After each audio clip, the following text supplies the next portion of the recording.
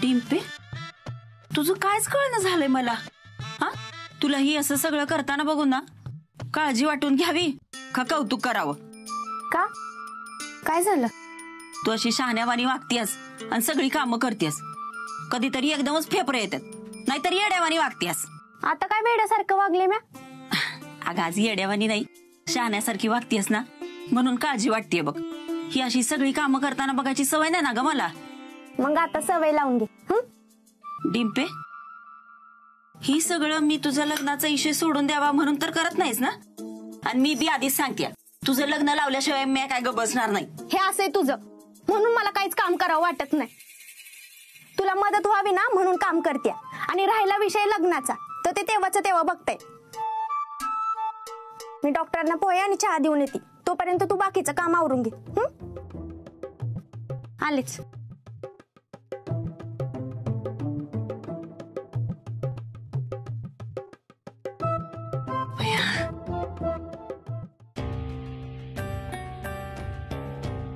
Doctor, कुठं चाललंय?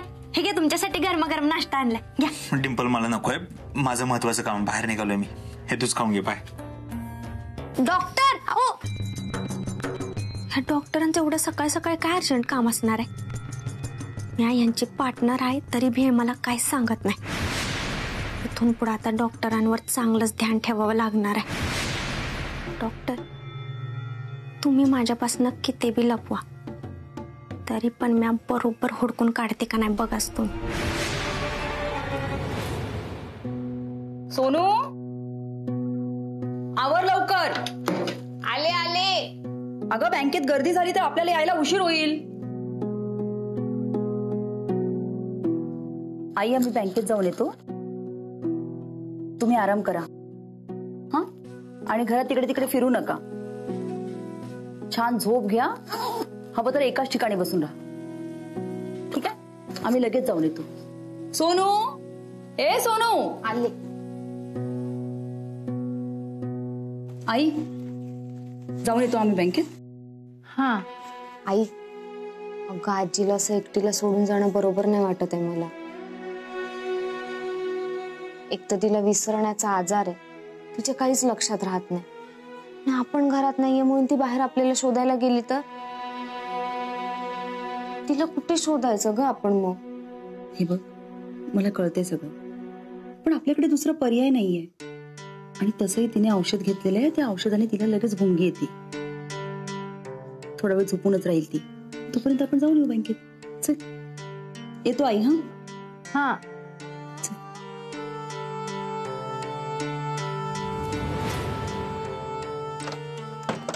आई, तू म्हणालीस ना आपण अर्ध्या तासात येणार आहोत, आणि आजी पण झोपेल म्हणून तिला नको ना कोंडूया. आणि तसंही दरवाजा उघडा असला तरी ती कुठे जात नाही. बंद असल्यावर कशी जाईल? आपण ना दरवाजा फक्त ओढून घेऊया. ठीक आहे, तू म्हणतेस तर नाही लावत कडी. चल.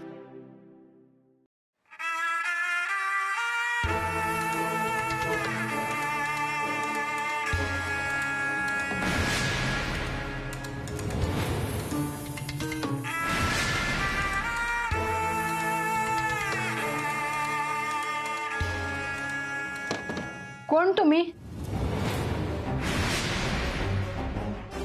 नमस्कार, मी तुमची काळजी घ्यायला आलोय.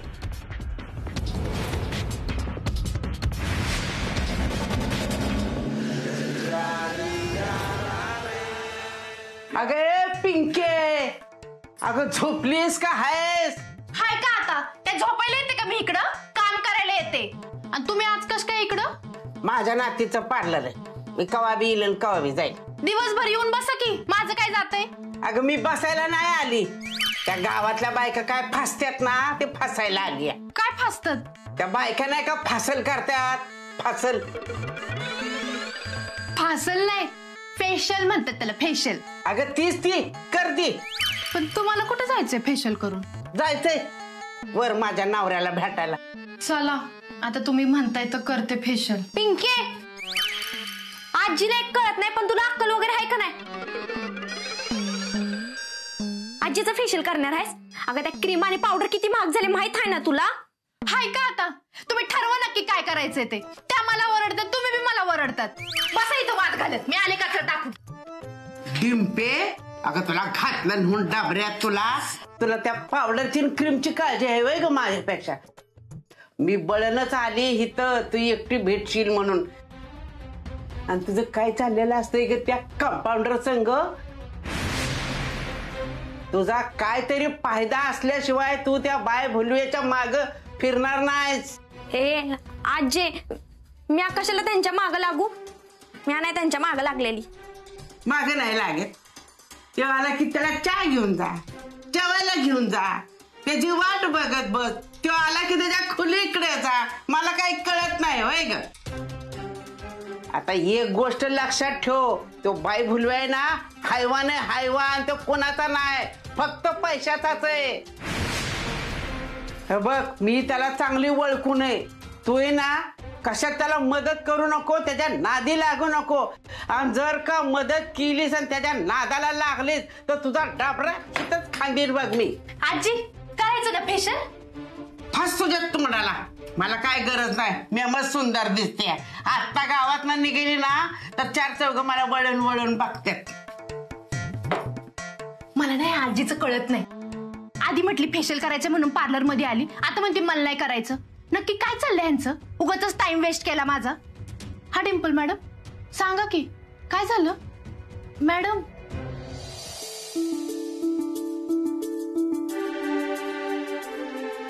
आई आज जाऊन झोपल्या वाटतं. हो, मला पण काळजी वाटत होती. बरं झालं काम आटपून लवकर आलो. बरं झालं आपण लवकर गेलो आणि पटकन काम झालं. उशीर झाला असता तर बँकेत गर्दी झाली असती. हो, मलाही आजीची काळजी लागून राहिली होती. बरं जा, मला पाणी घेऊन एक ग्लास. आणते.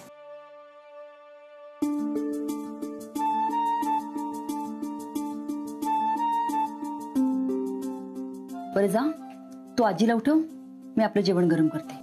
अगं तू बस, मी करते गरम.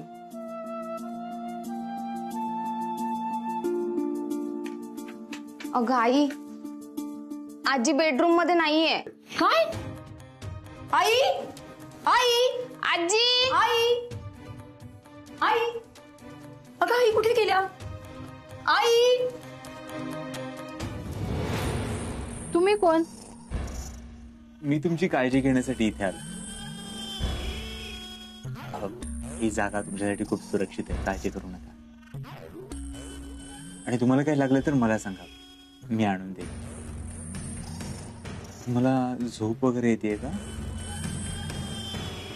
नाही.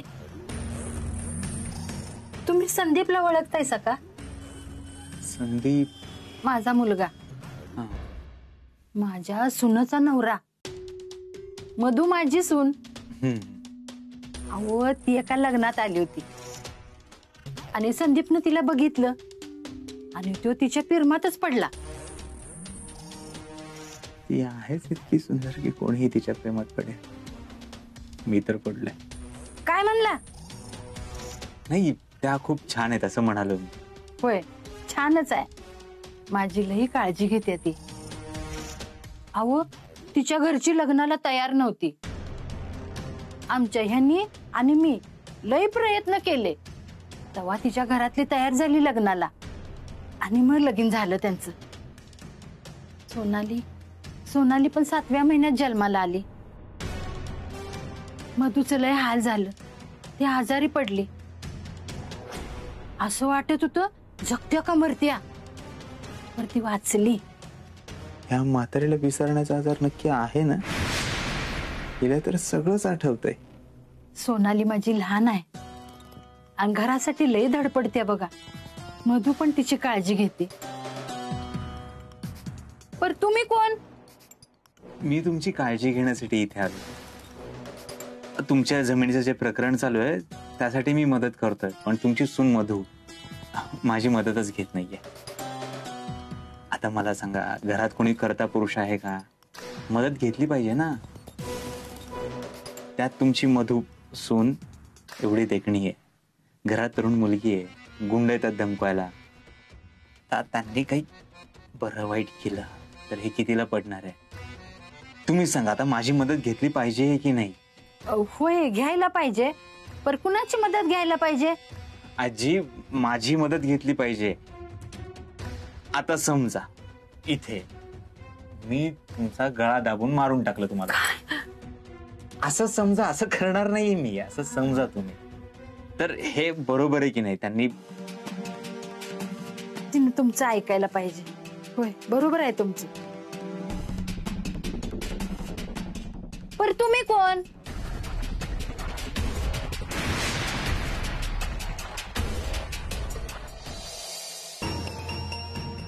धन्या दादा, माझी आजी दिसली का कुठे? ती मगाशीच घरातून बाहेर पडलीये. नाही बघितलं.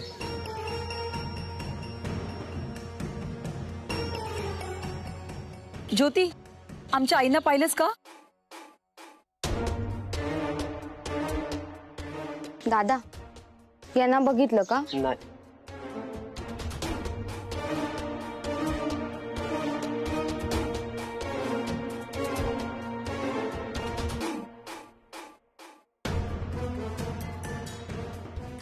ही तीच पोरगी जिला चक्कर आली होती. डॉक्टरांकडे बी येत असते. ही कोणाला शोधते?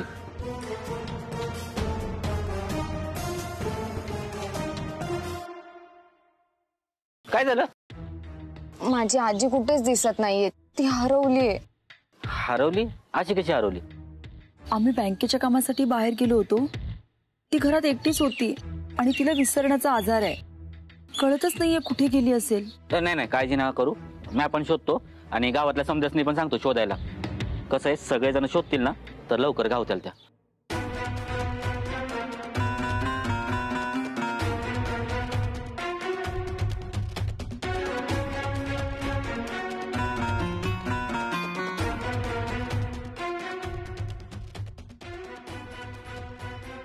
अरे नाम्या, अरे अख्ख्या गावात हे केलं, पण ह्या झाल्या नाहीत लगा. अख्ख्या गावात त्यांना शोधलं पण कुठंच गावल्या नाहीत त्या. वरल्यावाडीत पण नाही, खाल्ल्यावाडीत पण नाही, कुठंच गावल्या नाहीत. कुठे गेले असतील आई? कुणालाच कशा सापडत नाही. या ठिकाणी यांच्या आईनं जर स्वतःच्या जीवाचं काहीतरी बरं वाईट केलं असेल तर? सरपंच. सरपंच, अहो तुम्हाला म्हटलं शुभ बोलणार तर मांडव लागली म्हणताय वय. वहिनी, तुम्ही टेन्शन घेऊ नका, म्हणजे काळजी करू नका. काय झालं का नाही तरी आजी गावणार म्हणजे गावणारच. आता ह्या सगळ्यात ना आपल्याला एकच माणूस सोडवू शकतो. कोण? आपलं देव माणूस, आपलं डॉक्टर. आपण त्यांच्याकडे जाऊन बघूयात का? बघूयात का? आपण त्यांच्याकडे जाऊयात, तेच आपल्याला रस्ता दाखवतील. हो आई, अगं आपण एकदा डॉक्टर अंकलना विचारू. हे सगळे सांगतात म्हणजे त्यांच्यात काहीतरी आहे ना. अगं ते खरंच आपल्याला मदत करतील. आई चल ना. ठीक आहे, चला. चला.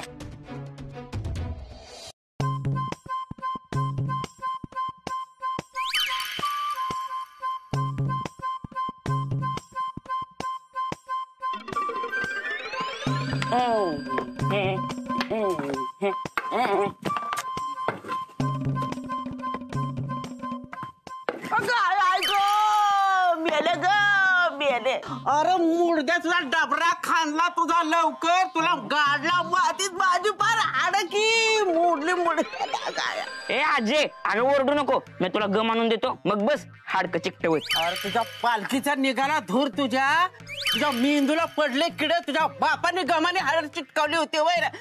तुझा आहे ना अगं लागतंय की मारू नको मम्मी. लागतंय म्हणून मारते का? त्याला गुदगुल्या होत्यात म्हणून मारते वय. मम्मी अगं लवकर बाहेर या ग, कशी मारते. अगं गप्पी, अगं टोन्या, काय झालं रे? हा, वाटलंच होतं मला. काढली ना आत्यांची खोडी काढली ना. अरे कधी ऐकणार आहेस? कधी ऐकणार आहेस? हा, तुझ्या खोड्या वाढत नाही, लबाड झालाय. थांब जरा, तुझी शांतपणा बाहेर काढते आता. थांबकी ग, तुम्ही आले ना की मारायला सुरुवात केली आणि ऐकून तर की विचार तरी चुकून. तुझं माझ्या दादा माझ्या दादाचं काय मध्ये जाता इथं? माझ्या दादा सोन्या शांतपणा करू नकोस. अगं माझ्या दादा तिकडं बुक्की लागते. डॉक्टर हो डॉक्टर अहो या की खाली. आली का ही मुडद परत? बजा भाऊ डॉक्टर नाही ती तर ती बाहेर गेले ती. यांचं लय महत्वाचं काम होतं त्यांच्याकडे. ह्यो आले डॉक्टर. खोटा कशाला बोलतीस का डिंपे? मी कशाला खोटं बोलू? डॉक्टर तुम्ही माझ्यासमोर बाहेर गेले होते ना, मी इकडनं कसं काय आले? नाही मी गेलो होतो पण लगेचच आलो.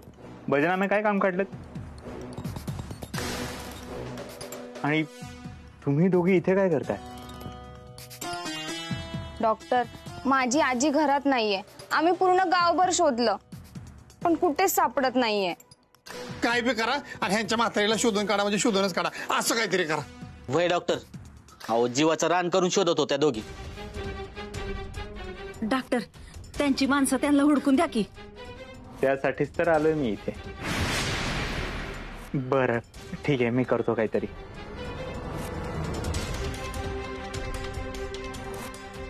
जय कंगणे बाबा.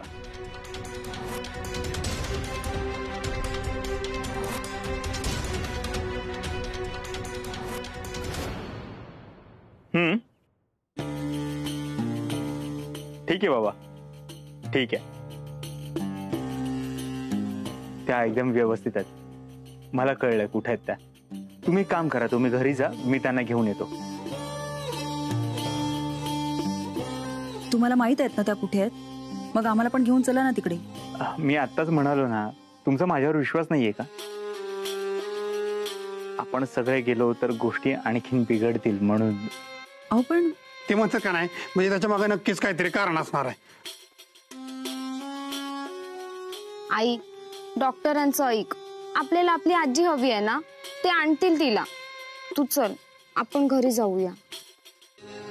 ठीक आहे चल. मी वाट बघते आईंची घरी.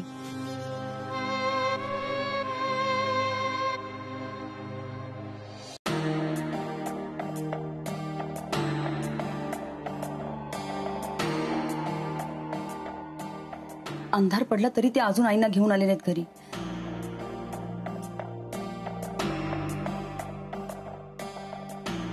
आपण त्या माणसावर विश्वास ठेवून चूक तर नाही ना केली. नक्की आणतील ना ते आपल्या आईना घरी. अगं डॉक्टर अंकल बोलले आहेत ना, मग ते नक्की आणतील. तू नको एवढी काळजी करूस. असं कसं काळजी नको करूस? आणि आई कुठे असतील कशा असतील काही सांगता येतं का? आणि अशा परक्या माणसावर विश्वास ठेवायचा? इतका वेळ झाला अजून तो माणूस आला नाहीये. माझा अजिबात विश्वास नाहीये त्या माणसावर. आणि आपल्या अशा ह्या हलगर्जीपणामुळे आईनं काही झालं तर? अगं आई नको इतकी काळजी करूस. डॉक्टर अंकल आणतील आजीला. तू लहान आहेस, तुला नाही कळत माणसं कशी फसवतात ते. आणि मी तुला सांगते त्या माणसालाही माहित नसेल की आई कुठे आहेत त्या. या आजी आई सावकाश. आई आई सावकाश.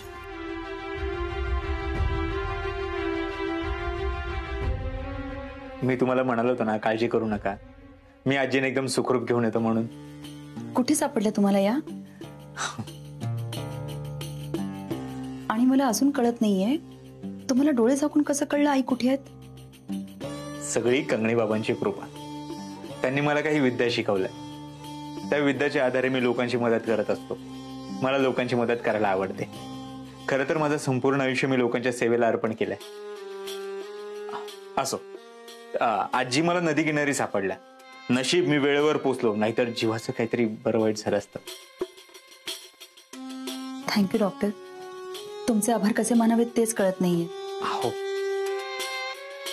आणि सॉरी मी तुमच्यावर संशय घेतला, तुमचा अपमान केला.